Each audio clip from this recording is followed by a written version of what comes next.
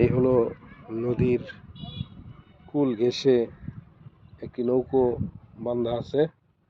প্রিয় বন্ধুরা, চলুন, এই হলো নদীর পার।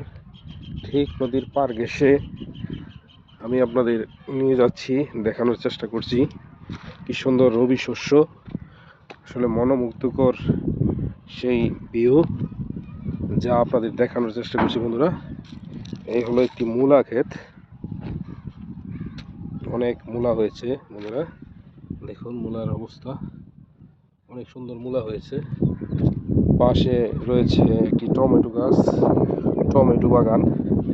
টমেটো বাগানের গাছগুলি যাতে হেলে না পড়ে তার জন্য খুব সুন্দরভাবে খুঁটি আড়াআড়িভাবে বেঁধে সুন্দরভাবে দিয়েছে, যা দেখে খুবই ভালো লাগছে। বন্ধুরা, আমি আপনাদের সমস্ত কিছু দেখানোর চেষ্টা করছি কি সুন্দর রবি শস্য। বন্ধুরা, পাশাপাশি টমেটোর গাছের ভিতরে দিয়েছে পালং শাক এবং এই পাশটাতে দিয়েছে লাল শাক।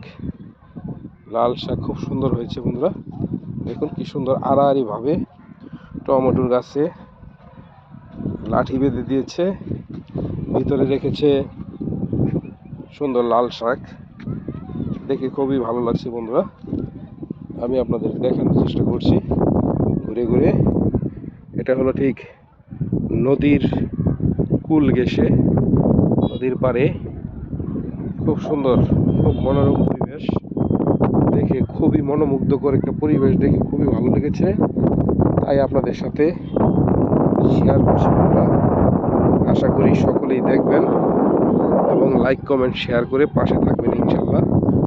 সকলকে ধন্যবাদ জানিয়ে বিদায় নিচ্ছি। বন্ধুরা, ভালো থাকবেন। আসসালামু আলাইকুম।